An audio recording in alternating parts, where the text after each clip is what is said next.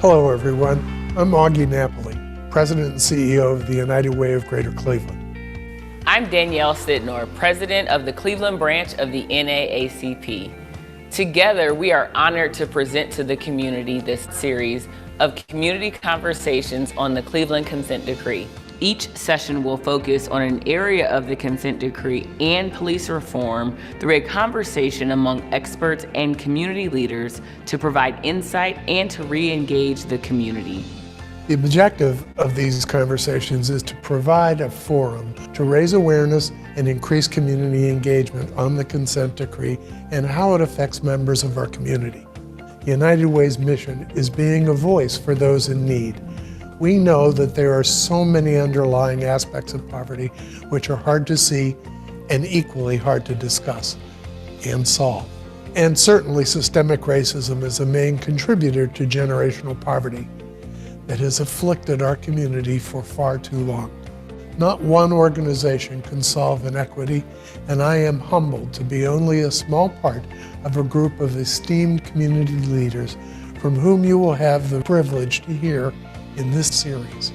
For 108 years, the Cleveland branch of the NAACP has worked to improve the political, educational, social, and economic status of minority groups, to eliminate racial prejudice, and to keep the public aware of the adverse effects of racial discrimination, and to take lawful action to secure its elimination.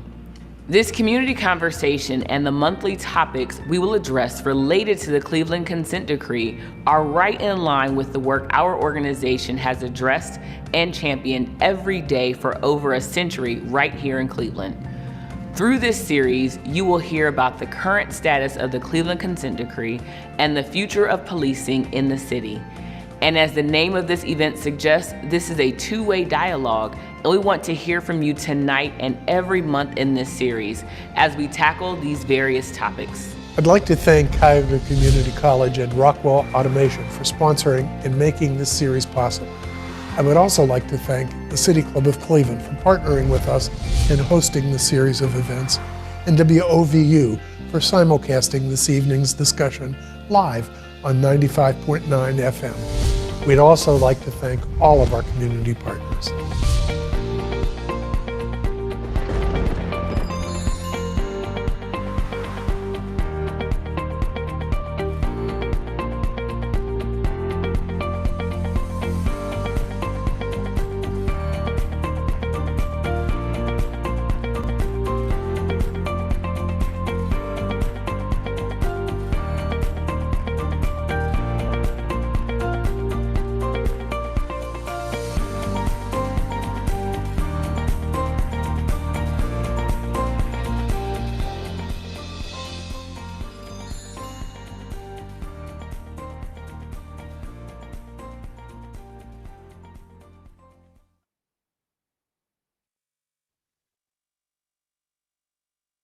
Tonight's topic is citizen complaints and the Office of Professional Standards. The Cleveland Consent Decree mandated that the Cleveland Division of Police establish the Office of Professional Standards, an independent agency composed of civilian employees to investigate civilian complaints of police misconduct. Our panel will discuss improvements that have been made in the investigative process and what work still remains when handling complaints from the community.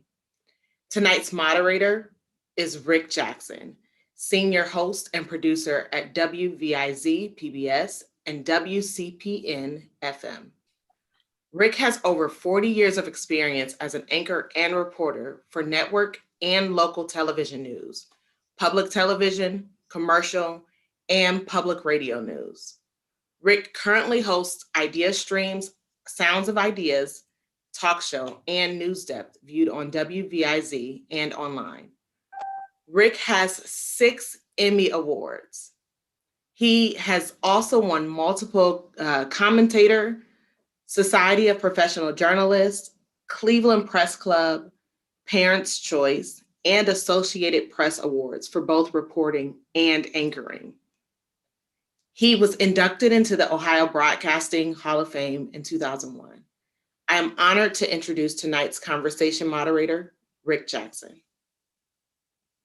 Kayla, thank you so much. Good evening, everyone, and welcome to the fourth in a series of conversations about the future of policing in the city of Cleveland.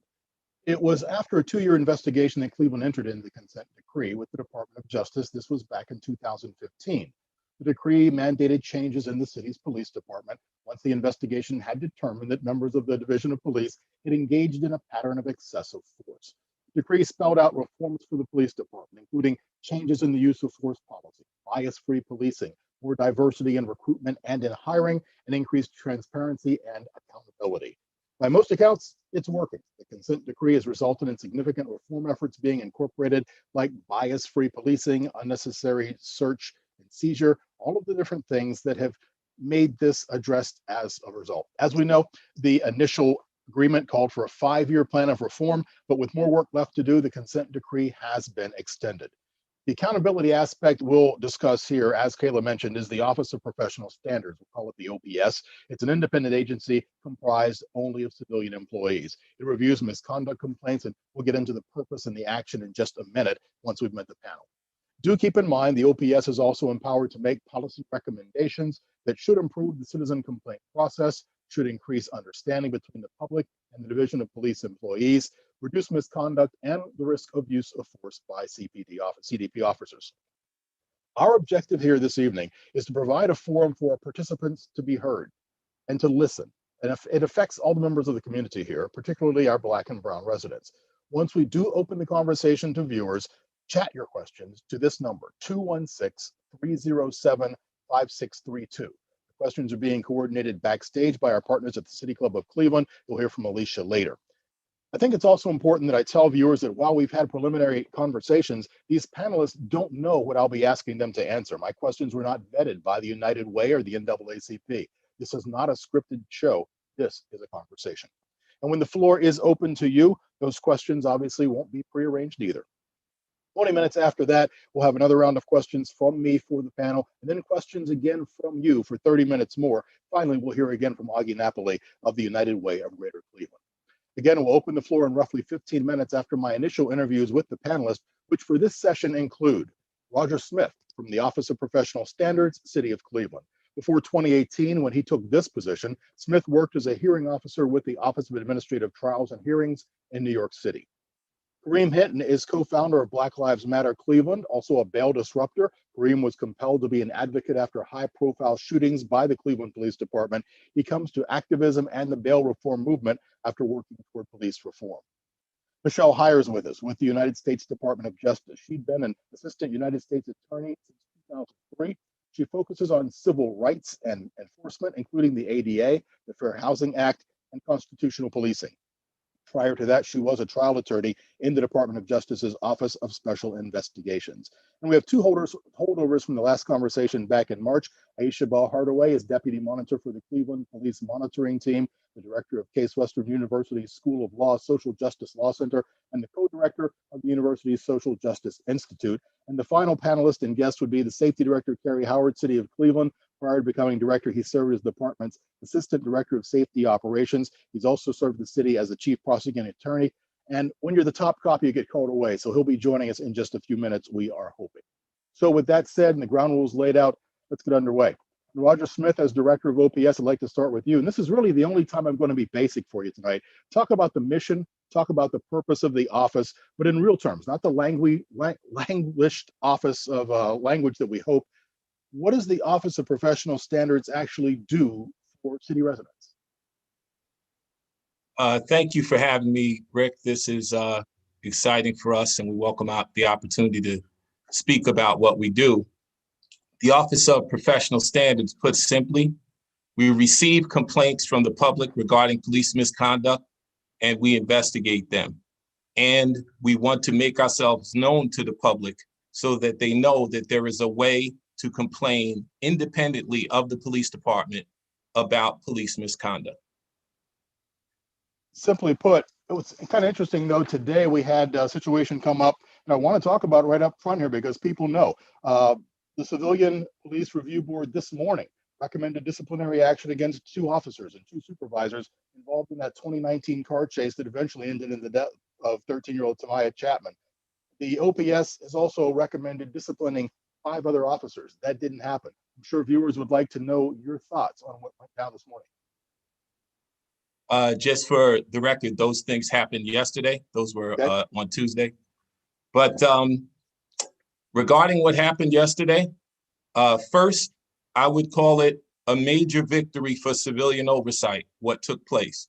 The most important thing that happened there were that supervisors and officers were held accountable for improprieties in a vehicle pursuit that led to the death of Tamaya Chapman.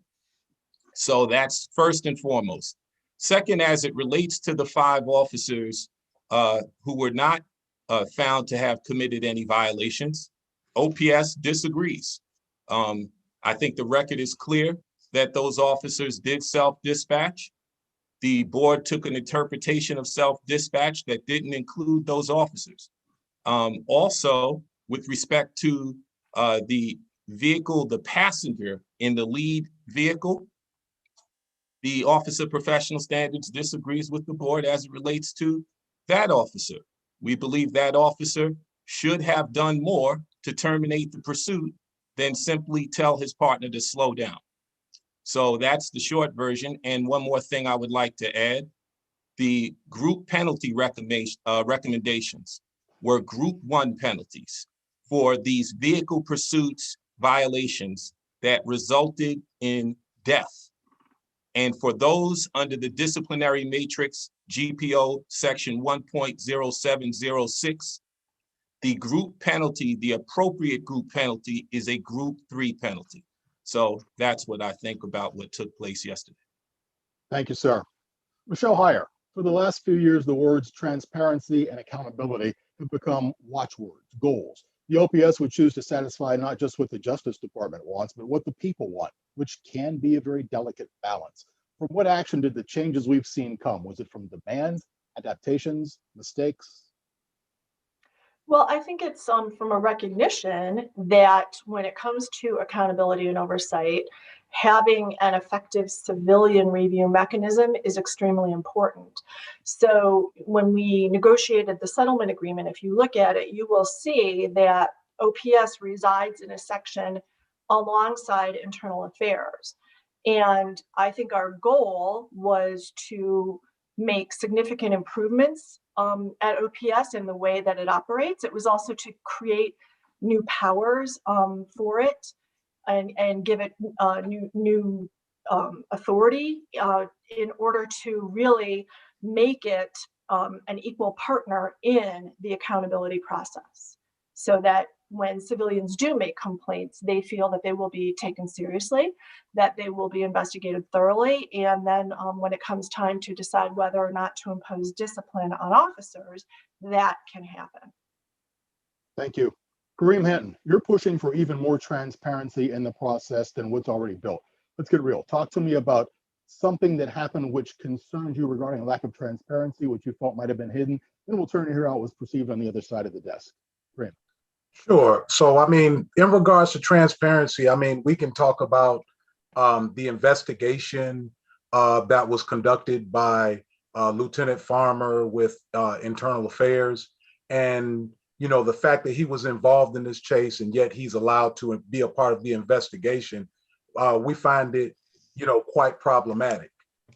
We can, you know, if we want to talk further about transparency, you know, we could ask that, for example, we think that in some instances, we'd like to have some transparency as to, for example, how many officers, how many complaints they get that are not upheld, but having access to those records so that we can possibly see if there's a pattern with regards to the officer's conduct.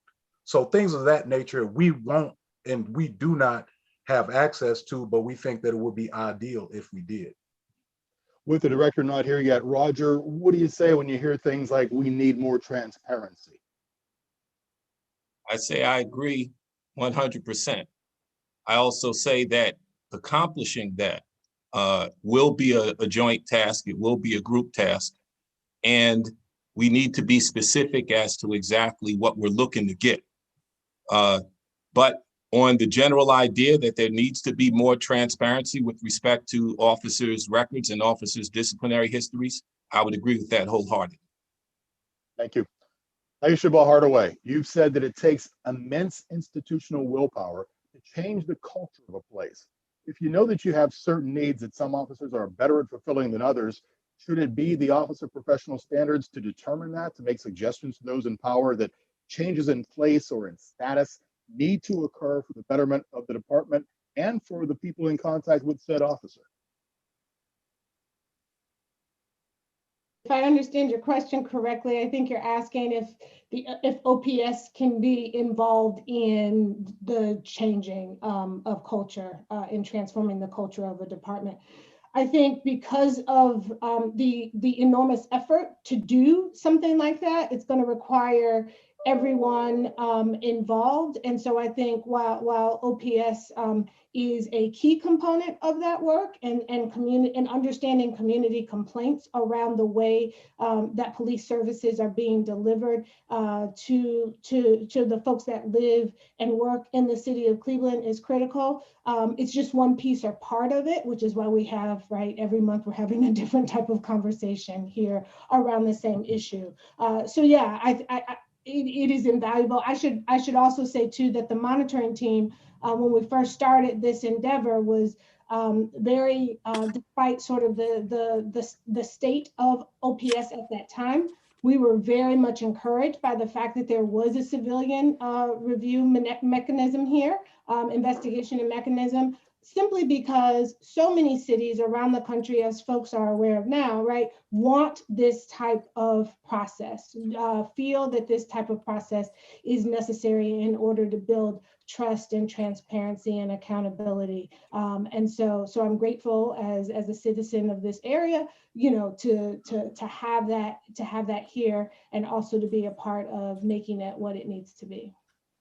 I'm told. Hi, Rick, can you hear me?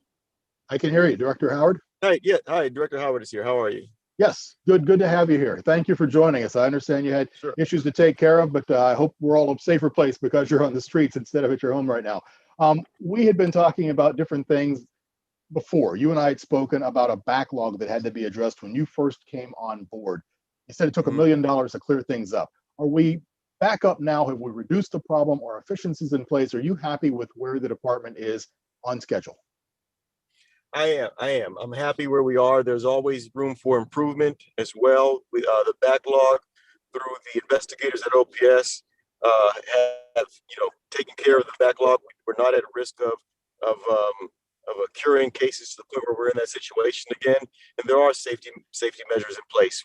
We have hearings much sooner, especially at the director's level. The chief's level is working to move their cases, so we're not at risk of doing a backlog, and I am happy where we're going. I kind of wonder, how can people know the outcomes of the officer's work? It engenders no, respect for the department if nobody knows what's going on. Mm-hmm. Well, we've been, the decisions that have been coming out have been much more detailed, made public, working with our communications team.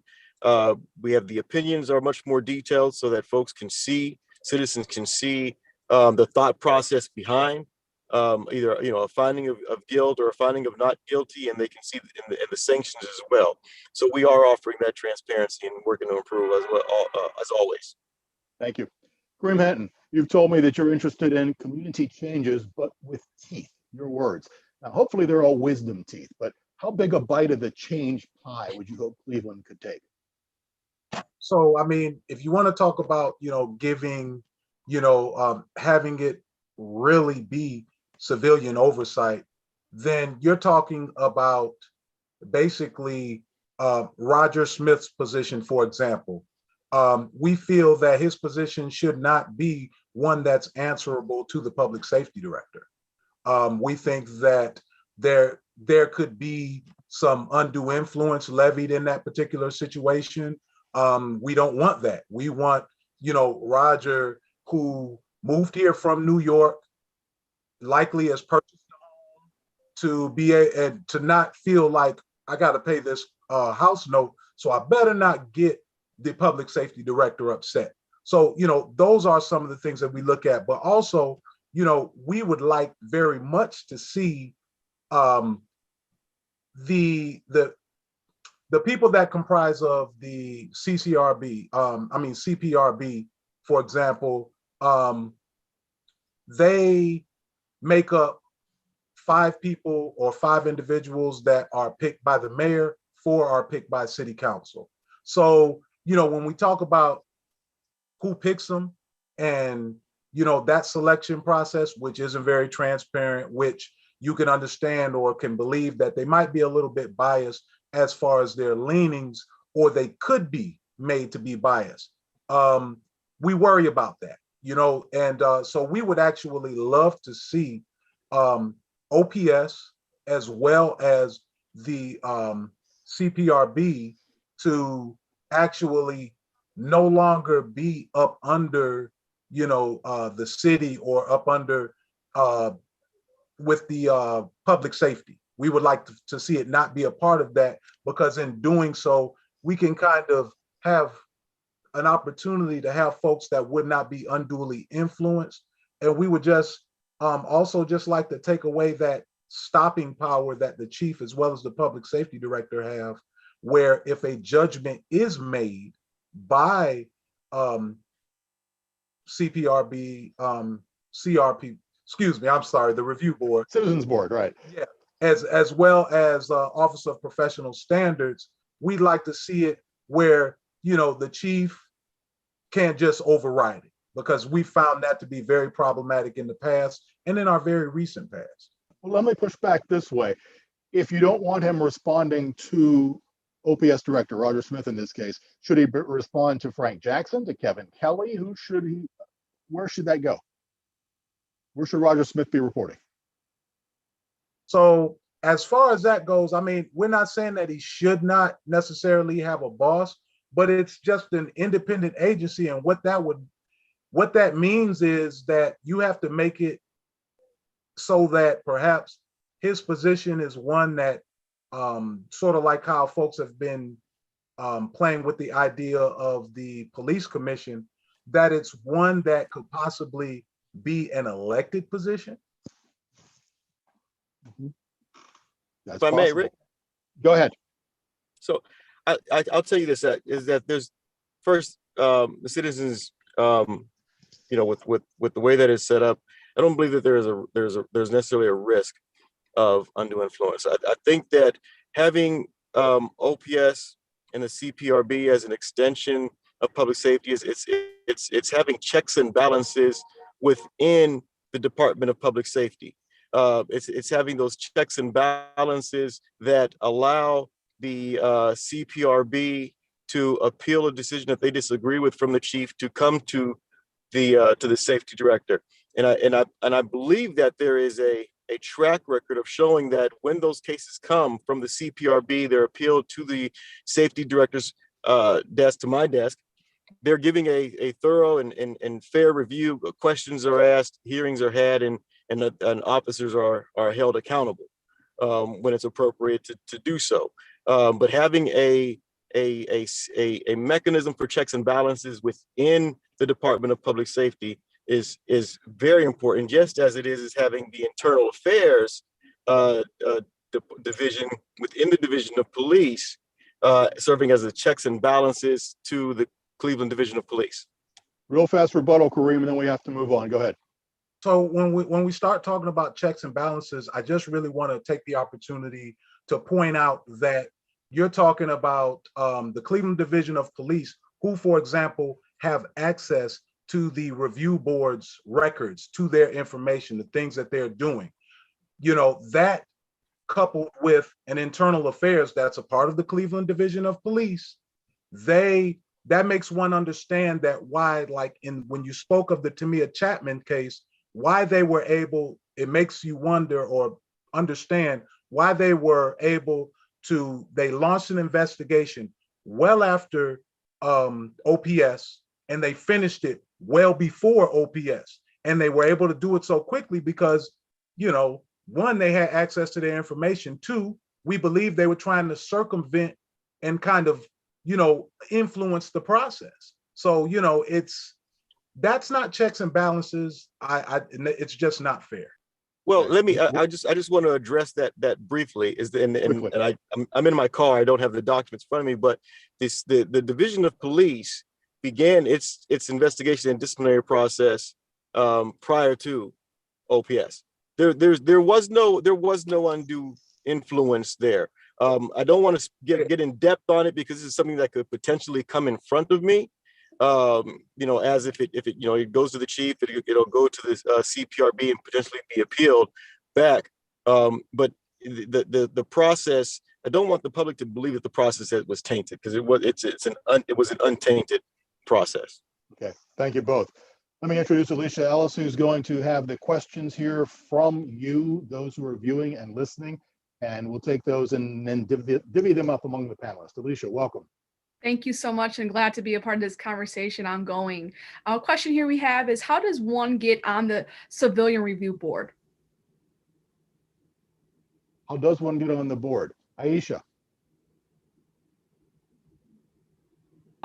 So I believe that, as was mentioned earlier, the mayor has an appointment, and they alternate between mayoral and city council appointments depending upon the ward or the area where a city council member resides, and if they already have someone serving. There is currently, Roger, you can check me if I'm wrong on this, I believe there is currently an open position on the PRB. That's correct. And there's an application process that's handled by City Hall for members, for potential members to submit applications. And so depending upon which area is in need of a PRB member, having contact with your city council member may be a good first step in the process. Thank you. Just want to clarify, she sits on the monitoring team, not the Citizen Review Board. But yeah, they do similar work sometimes. Next question, please. Thank you. Who makes the final decision regarding OPS recommendations and officer discipline? Mr. Smith. In terms of, there's two decisions that ultimately come from it in terms of the finality. First, for purpose of a public communication, the Civilian Police Review Board's finding is final. But for disciplinary purposes, the director makes the final decision unless there is an appeal to arbitration. In the case of arbitration, the arbitrator would make the final decision. Thank you. Another question here we have, how do you file a complaint against an officer? And what is the timeline for final disposition on that? Director Howard. This is a good one for Roger, but and Roger can add to it, because the OPS they work very diligently to create roads of access for citizens. Citizens can go into the district and get forms. There's Roger, if you can share the OPS phone number, they can file complaints online. There's several mechanisms for it. Now the time frame, this is what I can speak to, is that, and Roger can add to it. The time frame depends on the complexity of the matter to be investigated.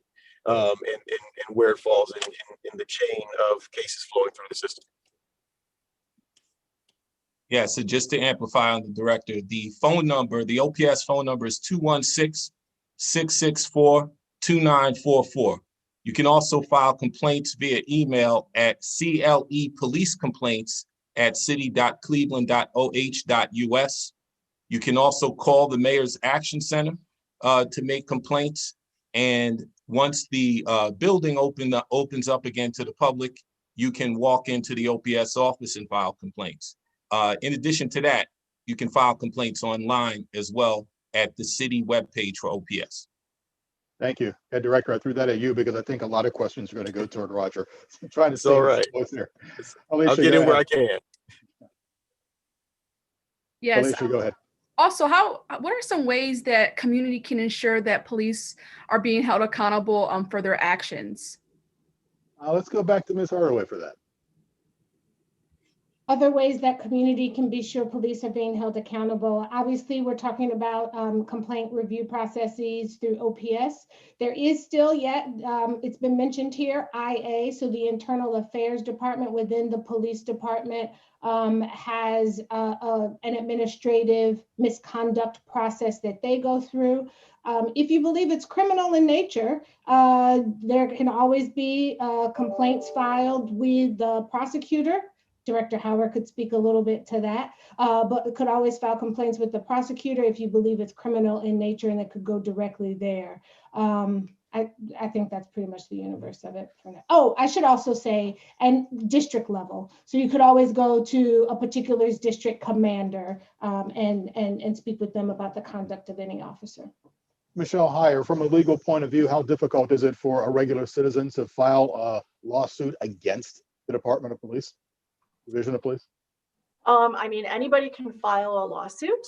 That's your right under the Constitution, you know, but the process of litigation can be difficult, and you know, it's always probably a good idea to try to find an attorney that can help you with that. But I think the idea of civilian oversight is to give people a mechanism short of having to go through the lengthy and burdensome process of litigation. And I think that there are a lot of cases where people can get the outcome that they're seeking by doing that instead of by going to court and filing a lawsuit. So, you know, I think that empowering OPS and improving the their processes and giving them, you know, more authority is something that, you know, hopefully will give people a remedy that they can pursue short of having to go through litigation. I think Kareem wanted to make a response to that. Yes, I wanted to say in regards to litigation that if folks are actually seeking to file a lawsuit, they actually, in many cases, have to file that lawsuit before the case is even over with the Office of Professional Standards. And that is because, you know, of sometimes the lack of cooperation with the Cleveland Division of Police.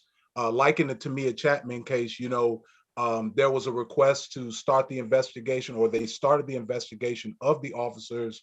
It wasn't until, and this was in the start of the year, it wasn't until September that, you know, the officers actually cooperated and started to meet with OPS investigators. So when you have instances like that, you know, you're talking about statutes of limitations. So oftentimes people have to file a suit well before the actual investigation is concluded and there's been a ruling. Thank you. Just a reminder for those of you listening on the radio, the number to text in questions for our panel tonight is 216-307-5632. 216-307-5632. On screen for those of you on computers, that's the number for those of you who are listening through the radio or through a telephone. Thank you. Ayesha. Yes, I think this was talked about early on in the conversation, but just for clarity's sake, what is the power of that the CPRB and the OPS have? Mr. Smith. The power that OPS has is to investigate these allegations of misconduct and make finding recommendations to the Civilian Police Review Board. The power that the board has is to make a decision, a public decision regarding those recommendations by OPS, and to forward those recommendations to the department for disciplinary purposes. Thank you. Thank you for that clarity. So in this, we talked about some of the backlog early on with the director here. In the cases of OPS, what were the investigations of those backlogs by a private investigation firm out of Chicago? How successful were those investigations?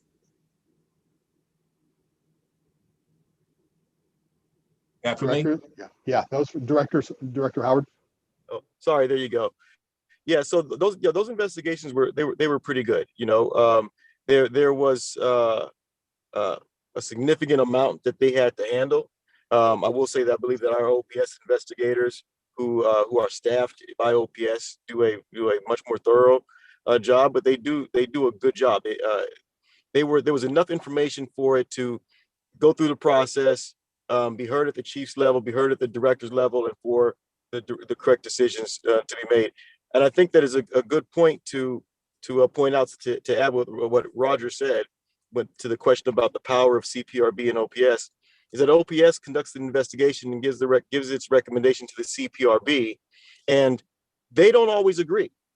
There's times that the OPS can say that that it's unsubstantiated, or that OPS recommends action be taken, and CPRB can differ, and then it'll continue to go through the channels to the chief and to the director. So those checks and balances, I think, are healthy.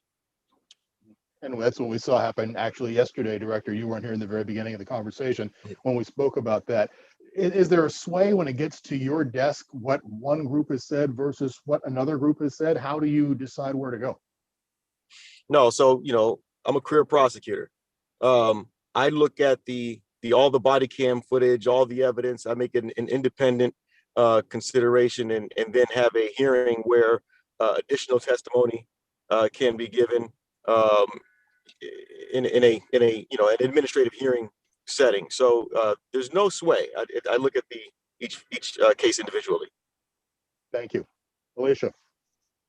Yeah, so this is a very specific question in regards to the OPS. Has it received any complaints about interactions with individuals experiencing mental health crisis? If so, has it led to discipline or any changes in training and policy? We have received complaints about incidents where a person was apparently experiencing a mental health crisis. The complaints don't come to us that way, though.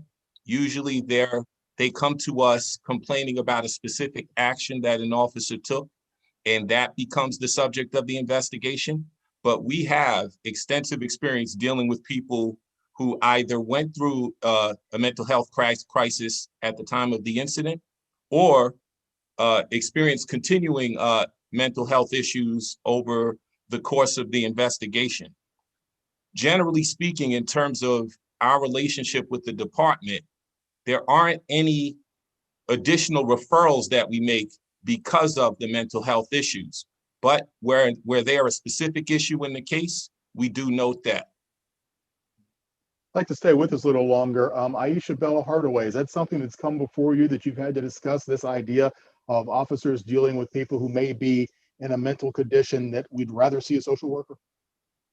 Sure, absolutely. The decree has a whole section on CIT or crisis intervention. And so, yes, that is a key component of this process. And there's training within the division for, how officers should handle those interactions. Kareem, Henton, would you like to see calls that may have that association immediately go from 911 to mental facilities rather than straight to the police department, or to both? Muted, Kareem. No, you muted and unmuted. Okay, I definitely would like to see that. I mean, I believe that would save lives, but I don't believe we should stop there. I think we should also have issues like noise ordinances be handled by code enforcement and not police officers. I believe in instances such as that, we would also be able to save some lives. Director Howard, is that something you'd be amenable to? Well, Rick, it's a good opportunity to talk about our crisis intervention team and to what's being proposed. We're in discussions about how to evolve what policing looks like, and when people call for assistance. Even in the situation where if there was just a separate mental health division, we would still send a law enforcement official out with that person to make sure that the call that they're arriving to is safe for that mental health professional. A lot of the times that when we get calls coming in, it could be for loud noise, it could be for a mental health crisis. It's still a dangerous situation for non-law enforcement professionals to arrive to on scene, and we still need to make sure that when they arrive on scene, they're arriving on scene in a safe way to do their job. That's what our part of our crisis intervention team does. And I'll go back to Mr. Smith. Would you like to see that? Is that something that would make sense for the Cleveland Division of Police to employ? Well, I think that when you're dealing with issues of mental health crises, you need to be very flexible in your solutions. So I think that anything put on the table is worthy of at least some discussion. And I think those discussions are ongoing right now. So yes, I think that to the extent those issues would actually broaden the opportunities for an effective response, yes, I think they should be considered. Thank you. Again, the number to call for people who do have questions, 216-307-5632. Ayesha, do you have a next question? Yes. So earlier, Director Howard mentioned that there is always room for improvement, and I think we all can agree for that. What is some main areas that each panelist can identify that needs to be improved as it relates to the review of complaints? Director? Oh, so can you hear me? Oh, make sure I'm not. I mean, okay. I think that follow-up, right, is important. You know, sometimes we get cases and the investigation may not start immediately because of where the case comes into the pipeline of other cases, and making sure that our investigators have the resources to conduct that follow-up with citizens who file complaints. We want to make sure that citizens have faith in the in OPS. We want to make sure they have faith in respect the process and the decisions being made. Thank you. We're going to go back to some of the questions that the panelists and I have discussed earlier, not the questions themselves, but the topics. And your questions will still be coming back later in the program, so do continue to text those in. Let me go back to Michelle Heyer. Since this process began, Michelle, we know there have been changes, there have been pivot points. What have we seen take shape? How has it helped people in Cleveland? Well, I think that we made a lot of really significant changes at OPS. You know, I think that there were a lot of requirements under the consent decree to professionalize the Office of Professional Standards. You know, I think that we required, like, for example, that they hire a qualified individual to run the office, and certainly Roger has stepped in and taken that job really admirably. We required extensive training for OPS investigators, and they've had a tremendous amount of training over the last couple of years. You know, one of the things that we tried to do to, I think, make it more comfortable for people to come forward was we required that there be a removal of a statement on the complaint form that warned people about the consequences for making a false complaint against a police officer, because that can have a chilling effect on people who are making honest complaints. But, you know, to hear something like that, I think, is very intimidating. We also removed the requirement that the complainant sign the form and be the person who the incident happened to. You can now make anonymous complaints to OPS. There used to be a position at OPS that was occupied by a police officer who was sort of a liaison between OPS and the police. And, you know, that may have been efficient in a way, but there are ways to accomplish whatever that was designed to do without having an actual police officer to be present in the Office of Professional Standards all the time. So we removed that requirement. We set up a complaint tracking system and put in place requirements that complainants be communicated with about the status of their complaint all along the way, and that they can call and ask questions about the status of their complaint. We also made some improvements to the Police Review Board. You know, we required training for them. We created uniform standards for the way that they evaluate complaints. And we created a mechanism for the Police Review Board to appeal when the chief of police dismissed their findings against an officer. You know, there are still areas for improvement. I noticed that Kareem posted something in the chat about situations where people, their complaints have been closed out because the contact information they provided when they filed a complaint is no longer valid. You know, I think that's an example of there's always room for improvement. So yes, there have been a lot of positive changes. I'm sure that everybody would welcome additional ideas for how to address problems that still exist. I don't even know if you know the answer to this, but given all of those changes, some of them very strong, Have we seen an uptick in the number of reports that have come in, or in the seriousness or the quality of the reports that have come in? I think that Roger is the person who tracks that and can best answer that. But I would also just point out that the raw number of complaints isn't necessarily the best measure, because it's also linked to changes in the way that the police are interacting with the community. You may see a decrease in the number of complaints because there are fewer incidents that are provoking people to file complaints. So, Roger can give you a little bit more information, I think, about the nature and the quantity of complaints that come in, but just keep in mind that, just looking at the raw numbers isn't necessarily the best way to evaluate it. Roger, go ahead. There has been an uptick over the last year and a half. Specifically, let's just go back a few years.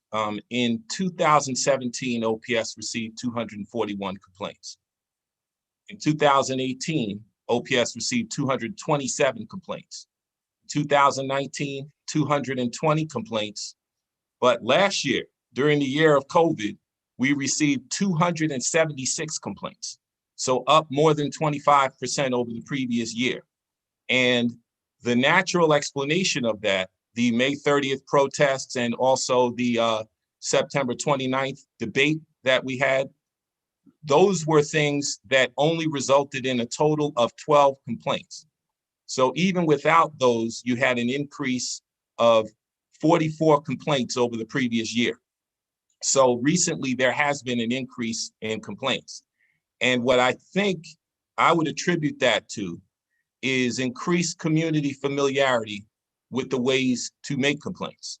I think the quality of the complaints and the character of the complaints has roughly been the same as in previous years. Interesting that we can see the numbers year to year and the differences there.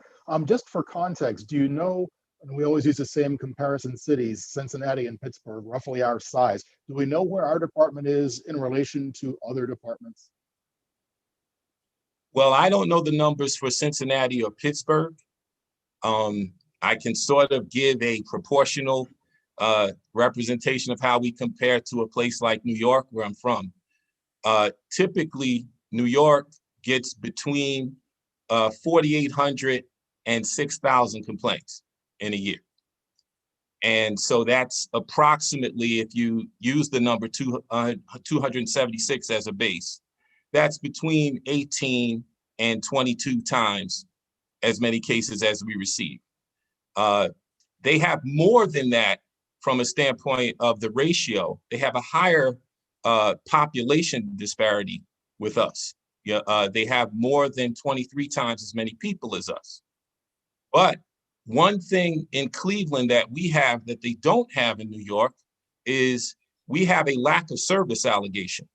So in situations where Cleveland residents and Cleveland community individuals feel like they didn't receive proper service or they didn't receive any service at all, people in Cleveland can make a complaint about that. And that is a large number of our complaints. In fact, last year, that was 28% of our complaints. So in evaluating the number of complaints that we get and the number of complaints that our department draws, that's an important thing to consider. Residents of Cleveland have a broader base of complaints that they can make than in other places. Thank you. Kareem, I'm going to take a shot here. Do you talk to other Black Lives Matter groups around the country? Do you know if departments Cleveland size have similar numbers? I of course am in contact with other chapters around the country, but with regards to complaints, that's not a topic that we discuss. Gotcha. Okay, thank you. While I got you, I dug up an old tweet with a quote credited to you, Kareem, that says, if Mayor Jackson, City Council aren't actively working to hold cops accountable, they're not representing community, don't deserve re-election. That was nearly a year ago. So I ask you now, is this office under Director Howard doing the job of holding cops accountable that you want for the city of Cleveland? So that's a yes and a no. It's a yes in the sense that unlike before, up under the former director McGrath, we are seeing officers being held accountable in ways that was not happening before, but not to the degree that we think that we would like to see. I mean, we are talking about, in some instances where these officers have betrayed the public trust, they need to lose their jobs. In instances, I have to go back or refer right back to this most recent case that has been under review, the Tamia Chapman case. But when we look at that and we see so many officers get off that should have been included, when we see the punishment that officers get compared to what they should get, we're talking about, people like someone lost their life.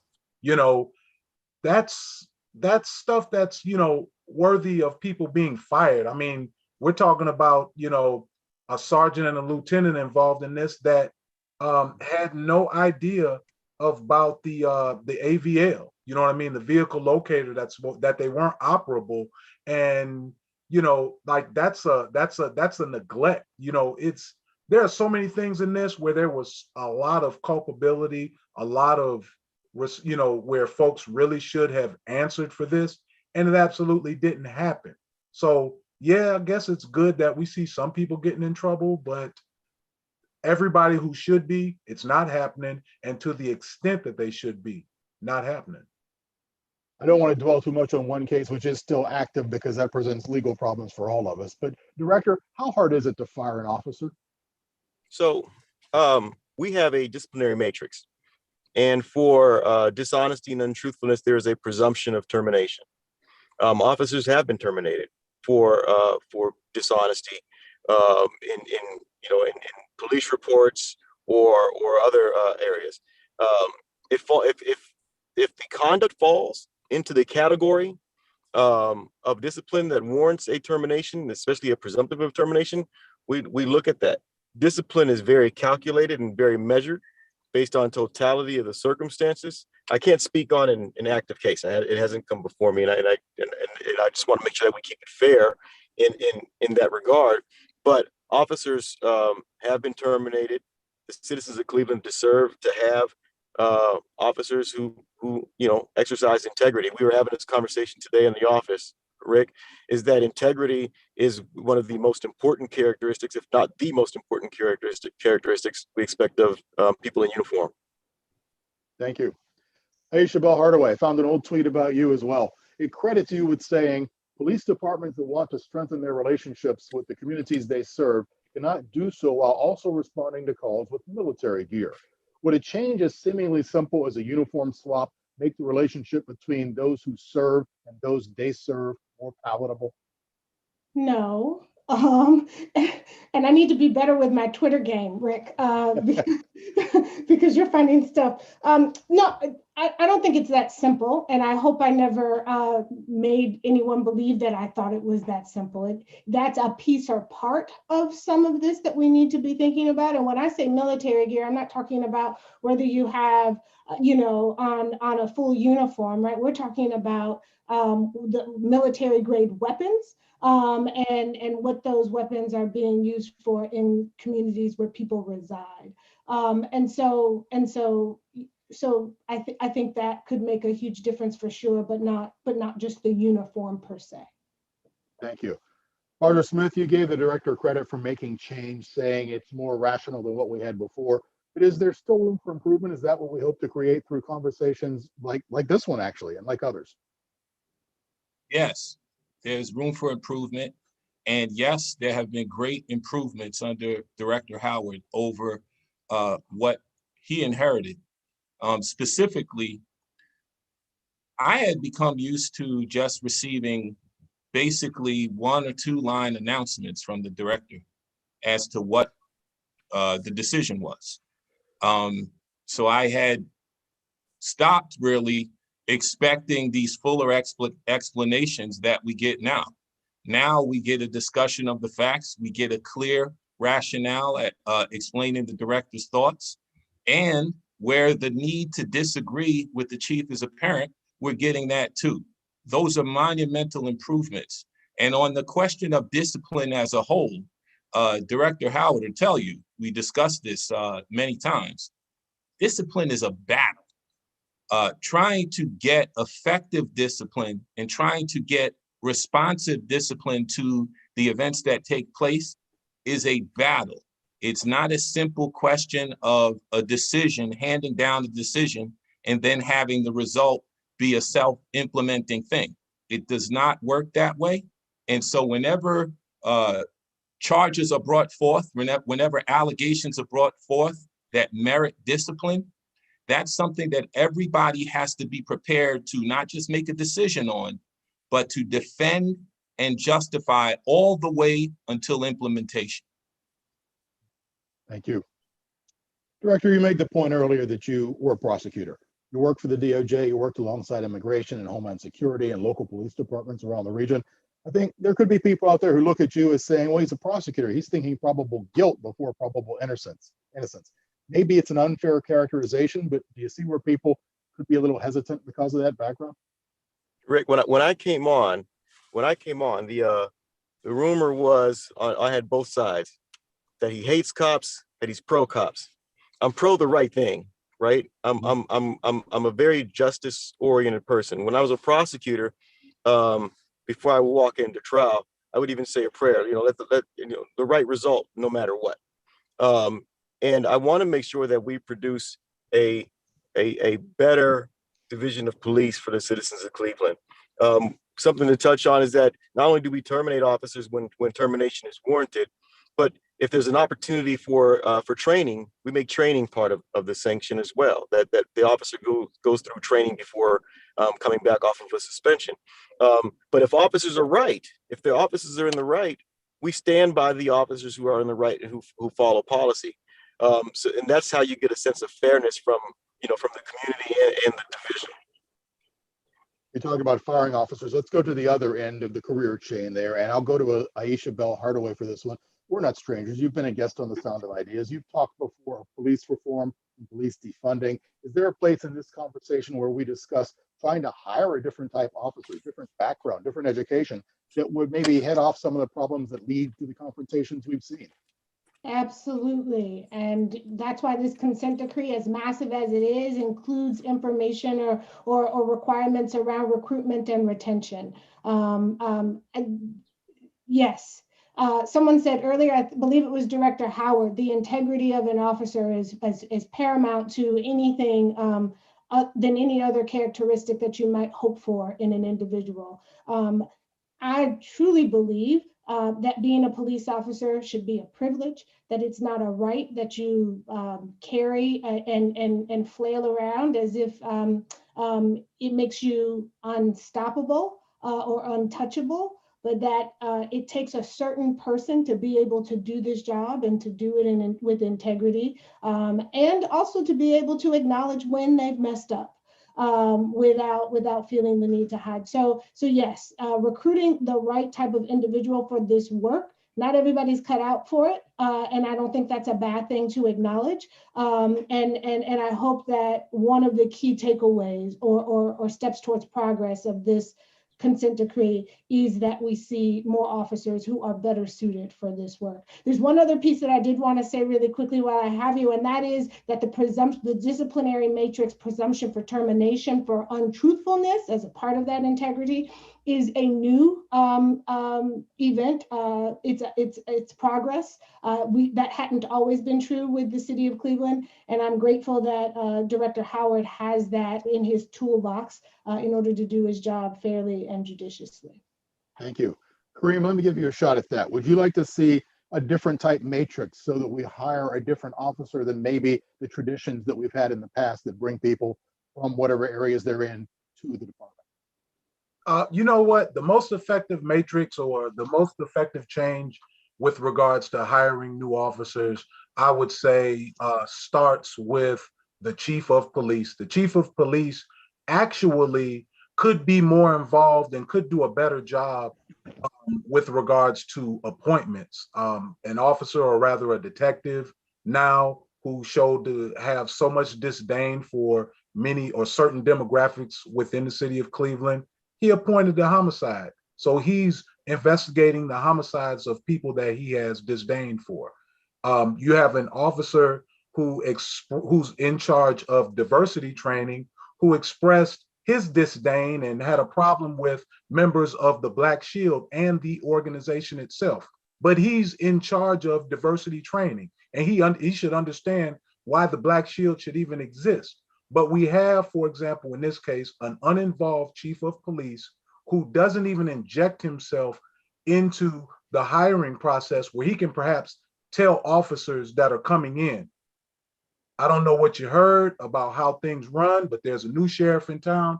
We're going to do things differently. And if I catch you trying to go into the old way of doing things that we had going on here, that I'm trying to eradicate, you're out of here.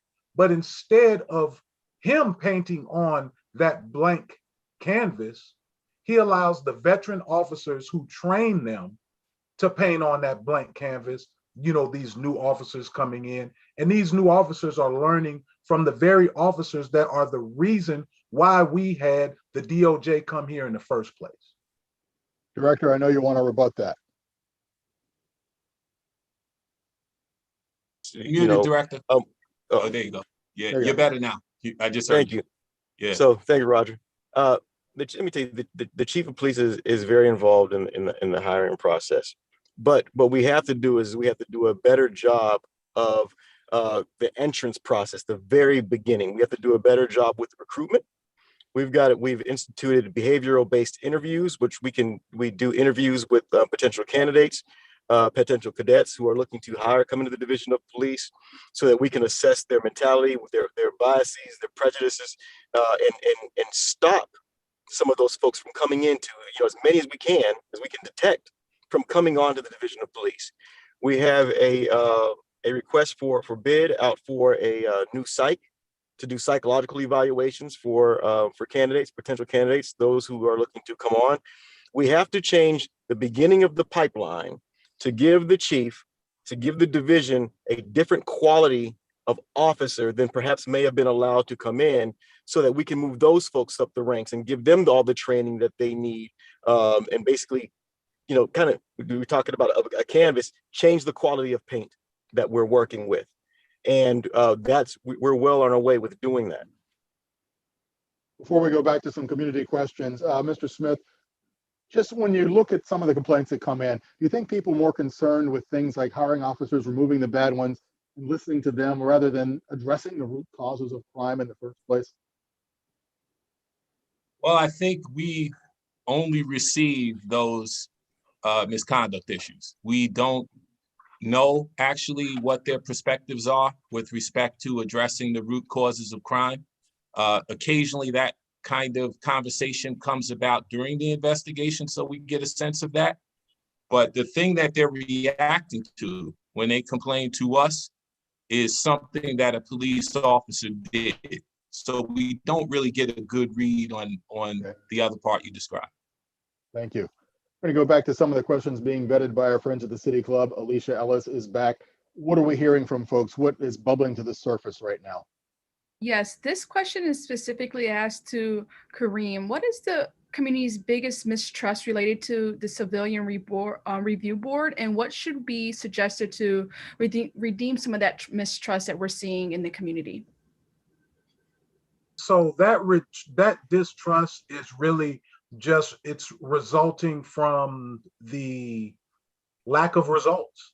So, you have, they've already seen, so they had the former safety director, just like, it seemed like he couldn't find the officer who he wanted to discipline. And, so there's just a lack of belief in the process, a lack of belief in the system, and it's warranted.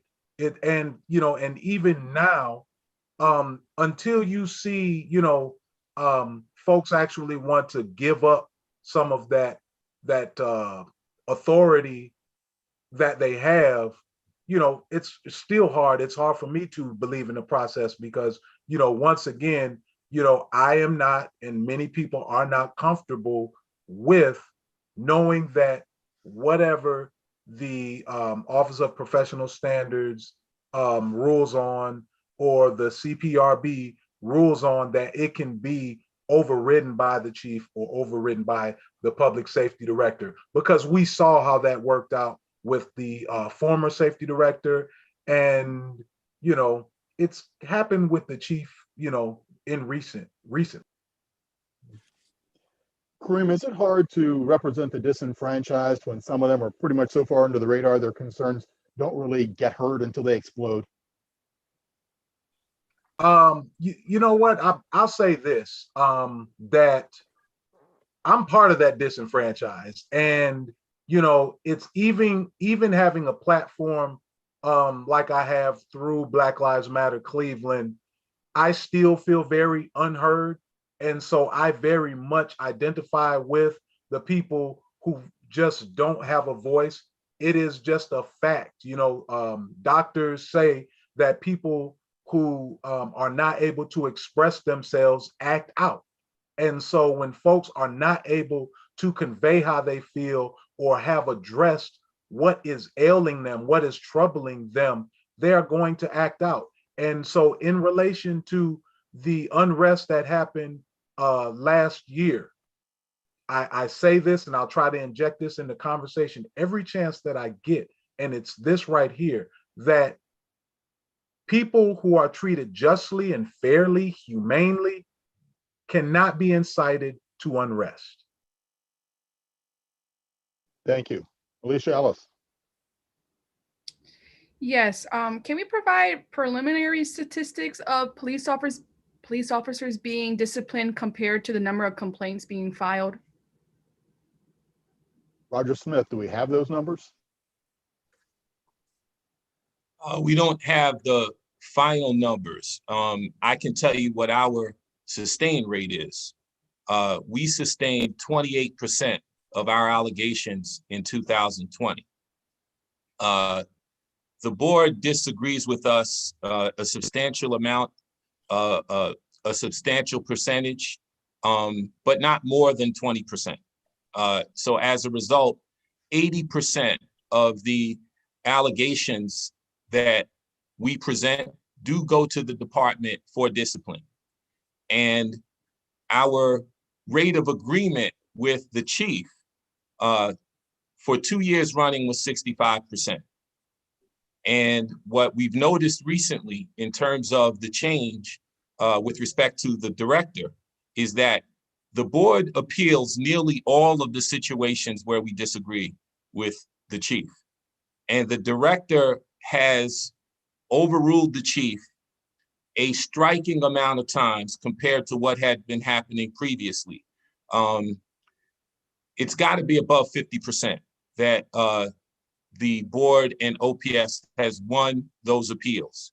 And the rate before that, in my entire time in Cleveland, the director had only, Director McGrath had only overruled Chief Williams 4 times.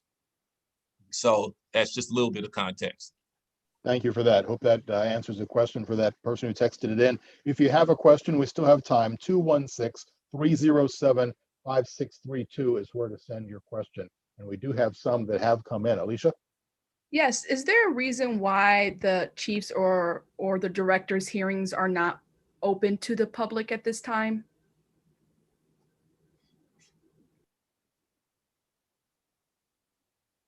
Go ahead, Director. Those hearings are private hearings. What goes in front of CPRB as a result of an OPS investigation, those hearings are public because it's open to the public on a public complaint, and CPRB provides a recommendation with regard to what the sanction should be and how the act should be categorized. Once it comes to the chief's level or to my level, then that is an actual hearing on accountability of what the punishment, the finding will be and what the sanction will be.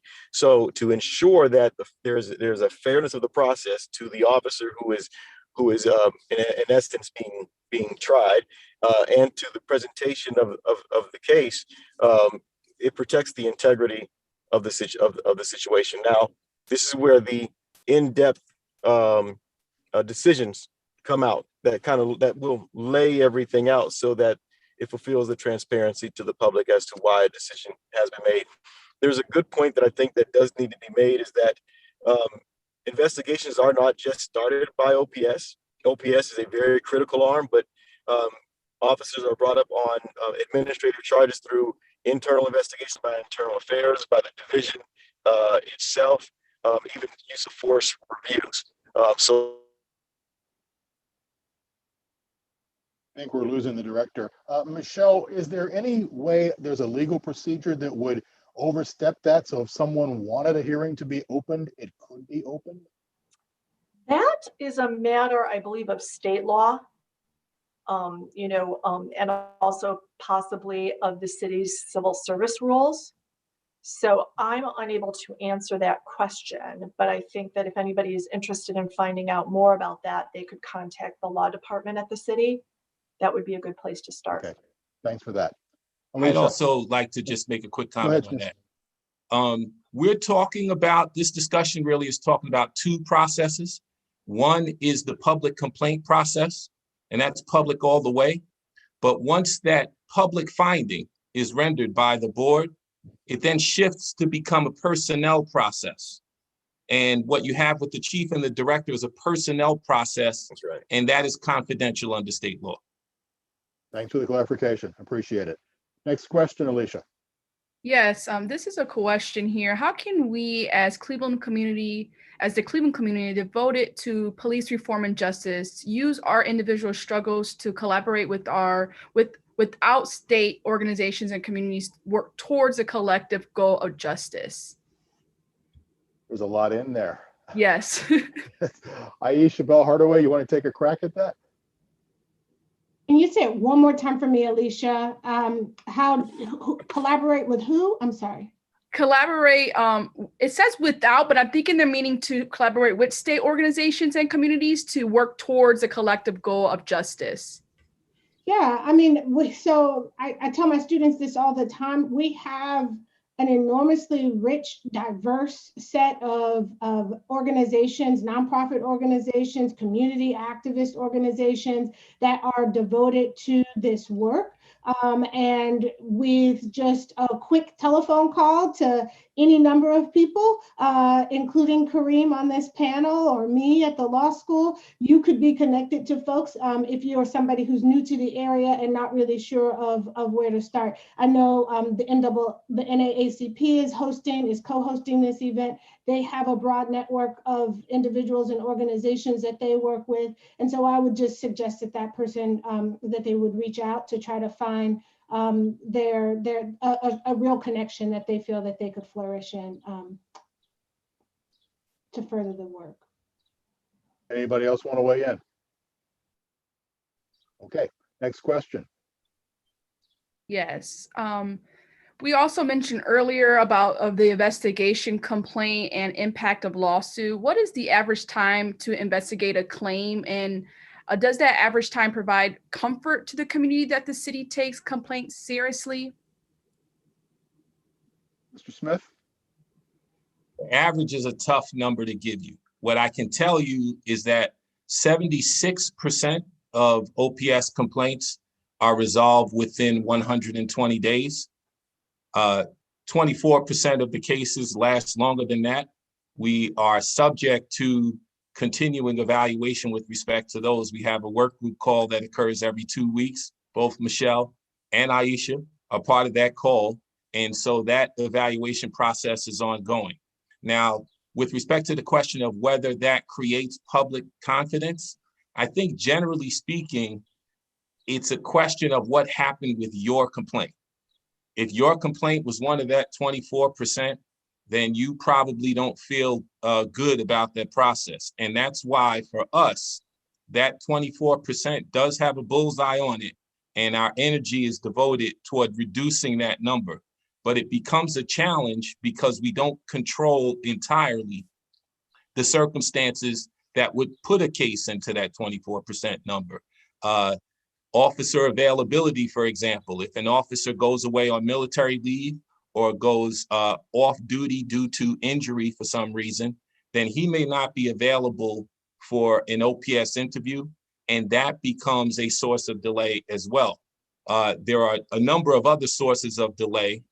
Unfortunately, one of them is also within OPS, investigative delay.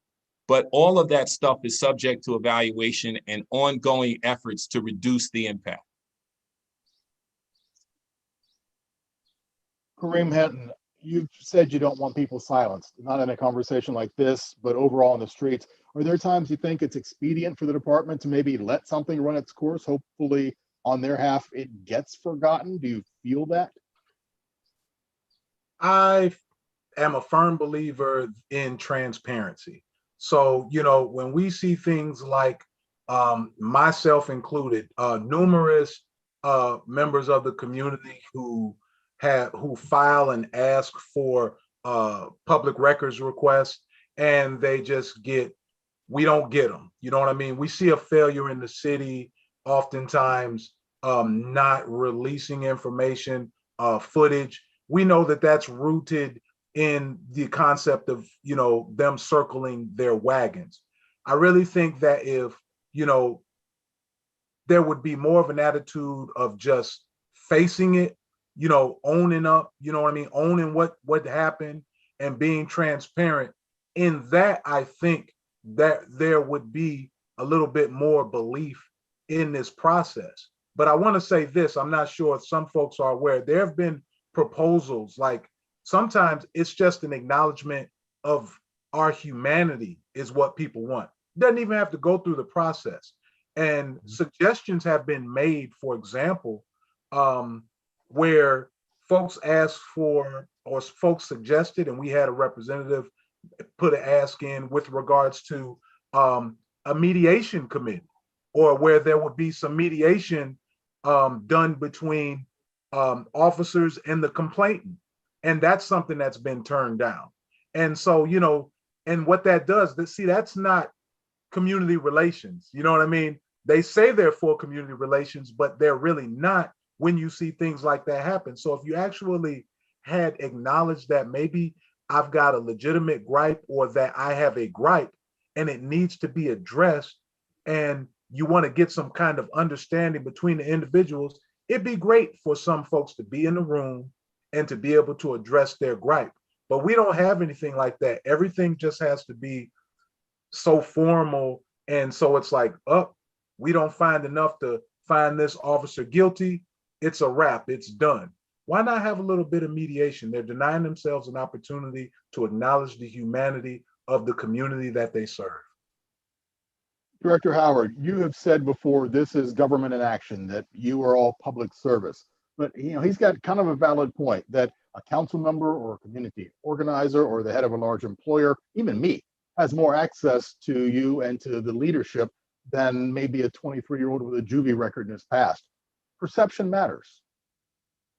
Well, I think that, the division, they do a great job of making themselves accessible. I was just with Chief Williams, who was interacting, with the community in a way that I wish people, more people could see.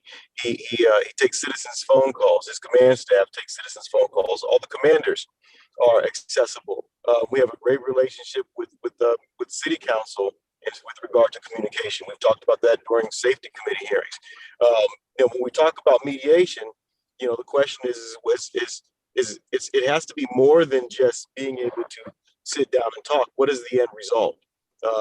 Programs like that definitely open to discuss, but what is the end goal? I can tell you that the process that we're here to talk about is to make sure that officers are treating citizens with respect, that if they're not supposed to be on the force, that they're not, if they need to be retrained, that they are, and to make sure that good officers are recognized for the work that they do, which we have to do a better job at that. But there's always work to be done. Always. Ayesha, I don't know how many more questions you have. We do have time for a few more, though. Go ahead, please.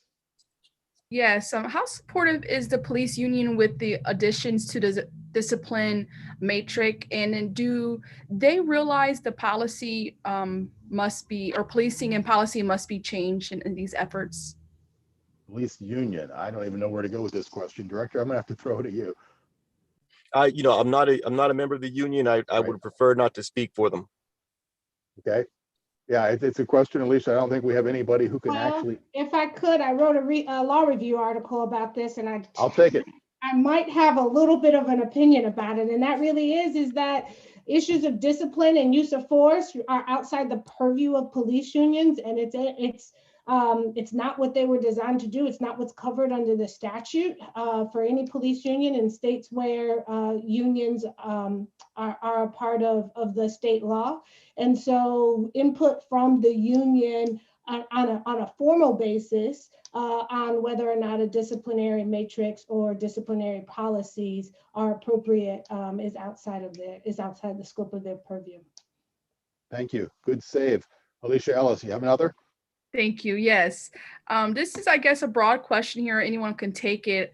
The opinion about a complete police abolition in the sense of, could the city of Cleveland be safe if cops do not exist? And what are your thoughts on that? I'll go to Roger first and then to Ayesha Bell Hardaway. I don't see that as a positive. The idea of a city without police, I don't see that as a positive thing. But I feel that there is a need for accountable police. I don't see just the mere existence of police as a positive thing either. If you're going to have police, they need to be accountable. But I think the thing to push for is an accountable police force as opposed to a non-existent police force. I really want to go to Kareem on this, but I don't want to seem like I'm punting. So brother, I mean, I'll say what I need to say really quickly and then I'll pass to you if that's okay. I think when we talk about abolition, sometimes people think too narrowly, if that's possible, or maybe too broadly. Thinking about what police are being asked to do in any community is an important question that I think should be asked across this country. You talk with officers, you hear from officers who say time and time again, I didn't come onto the force to do this thing, right? Why am I being asked to do this? And so if we want to think about abolition in a way where we say we're removing the responsibility, the authority, the expectation that officers would do something other than handle violent crime, that is a fair conversation for us to be having. And unfortunately, I think when we say abolition, folks want to go running, and when I say when the word abolition is being said, folks want to go running to corners and staking places in the ground where I think there's more commonality in the thought of reimagining public safety that allows for less polar sort of conversation, polarized conversation. So yeah, if I could inject myself into this, I would say that there was a time in which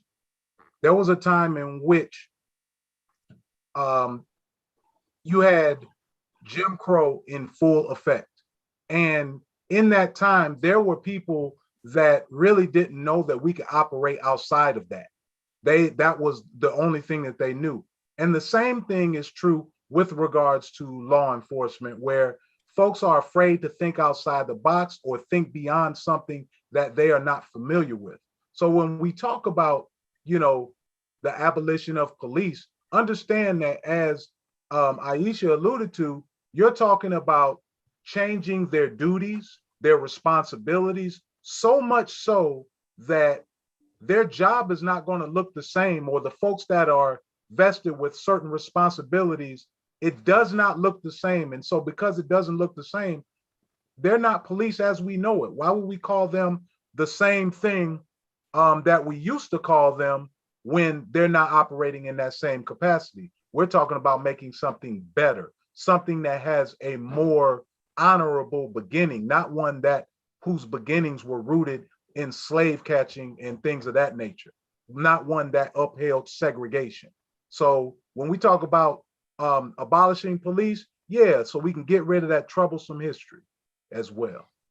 Rick, can I just add to that briefly? I was going to ask you to bring us home, sir. Thank you. I think I'm going to tell you, I was here for the last discussion, and I don't think that you'll find too much disagreement on the panel, as diverse as we are. I think that we are, as a nation, not just in Cleveland, as a nation, in the midst of an evolution of policing. We're experiencing the birth pains of the evolving of an institution that has been around for a long time into something that fits into where we are and where we need to be as a country and a community. Cleveland Police, the division, they have a lot of very, very good officers, very good officers. We're in the process of separating the wheat from the chaff, keeping our good officers, giving them the tools and the training that they need, getting rid of the officers who should not be in uniform and changing who we allow in so that we can further this evolving of the institution of policing. Thank you, sir. And thank you all. Very good conversation. Hopefully we on the panel and those of you watching have taken this session's time, the questions and the answers to heart. That conversation here and those subsequent can lead to changes that benefit all of us who live and work in the city of Cleveland, whether they deal with the division of police frequently or don't deal with them at all. We certainly want to offer our thanks to Michelle, Kareem, Roger, Ayesha, Karrie, all of you.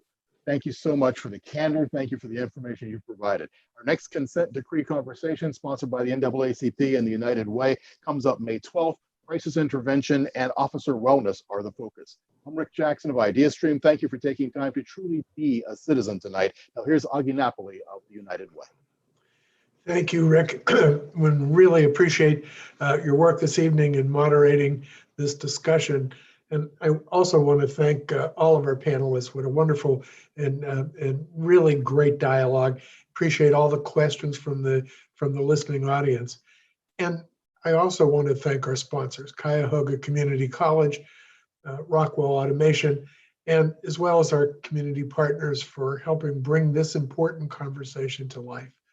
And thank each and every one of you of our audience for joining us on this mission to create a voice, to encouraging engagement and advance our understanding of the situation, and most importantly, of each other. Our next segment will be coming up on May 12th when Harry Boomer, who is the anchor, reporter, host, and executive producer at WOIO WUAB, he will be moderating a discussion on crisis intervention and officer wellness. The Cleveland Consent Decree mandates that the City of Cleveland's Division of Police build upon and improve its crisis intervention program. The crisis intervention program is a first responder model of police-based crisis intervention that involves a dynamic collaboration of community, healthcare, and advocacy partnerships committed to improving the way law enforcement and the community respond to individuals' crises. We'll explore what efforts can reduce the risk of serious injury or death during an emergency interaction between persons with mental illness and police officers. I hope that you'll join us by registering through our website at unitedwaycleveland.org. Again, thank you all for joining us this evening,